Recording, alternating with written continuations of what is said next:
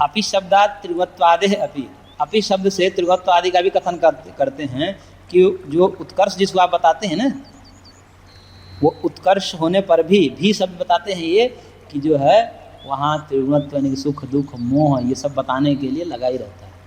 और आगे कहेंगे समानम जरा मरणादिजम दुखम, स्वर्गलोक में ये मत समझ लीजिएगा एकदम सुख ही है, वहाँ पर भी जरा बुढ़ापा है, मृत्यु वहाँ पर भी होती है, आदि से उससे होने वाला है, और राग द्वेष ही तो रहता ही है।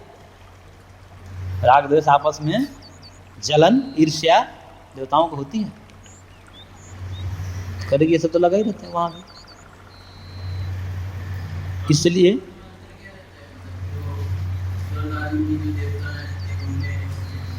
अपने में अभी आपको पता नहीं चला,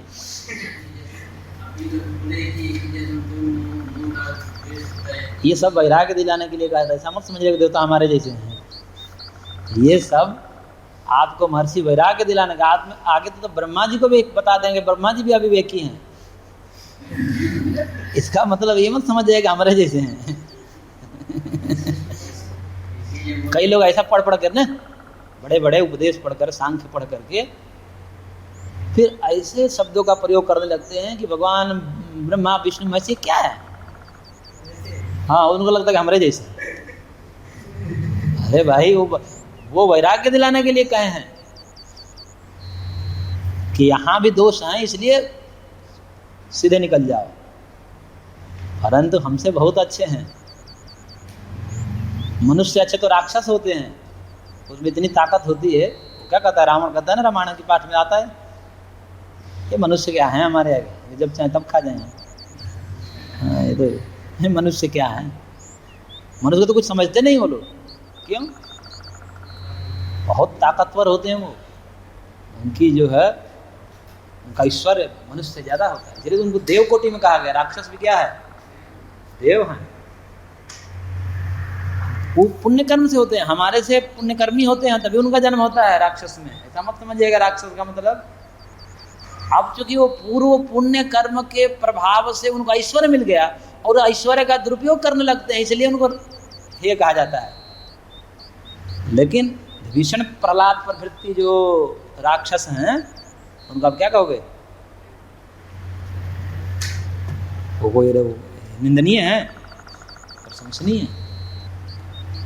तो वो दुरुपयोग करने लगते हैं, इस कारण से उनको राक्षस शब्द जो है अच्छे अर्थ में आता है शास्त्र में। हाँ, रक्षा करने का दायित्व जिन्हें दिया प्रजापति ने, वो राक्षस कहलाए। लेकिन वो जो रक्षक भक्षक बन गए, क्योंकि ताकत आ गई, ताकत से हो जाता है, मद आ ही जाता है ईश्वर के कारण, इसलिए वो निंदित हैं। वैसे निंदित नहीं है, इसलिए उनको देव कहा जाता है। हाँ, परंतु ऐसा नहीं है, राक्षस देव हैं, इसलिए आगे कहेंगे। तो अपने जैसा मत समझ लीजिएगा। कई बार जो है शास्त्रकार भी मार्केटिंग करते हैं, नहीं झूठ बोल के नहीं, अपने को गौरव देने के लिए। मनुष्य अपने आप को गौरव करे, नहीं तो ग्लानि में मर जाएगा कि बताओ हम देवता होते तो कैसा ऐश्वर्य होता, क्या मनुष्य बन गए, कोई ऐश्वर्य नहीं। हाँ, तो ये सब क्या होता है।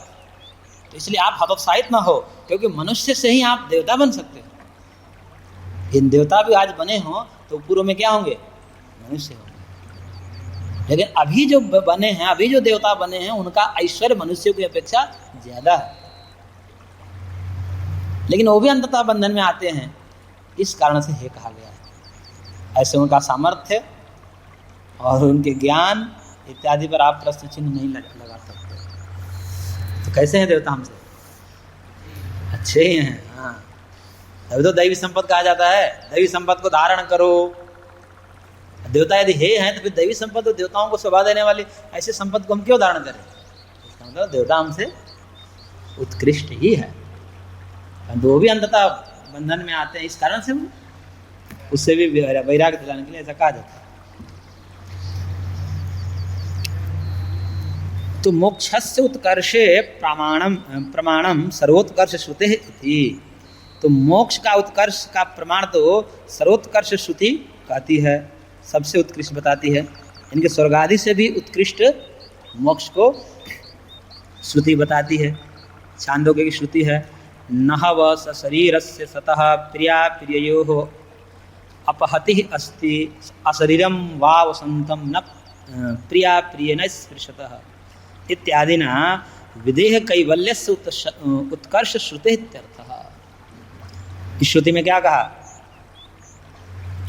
सशरीरस्य सतः प्रिय अप्रिययोः अपहति नास्ति। शरीर जब तक रहेगा, चाहे वो देवता का ही शरीर क्यों न हो, ब्रह्मा जी का ही शरीर क्यों न हो,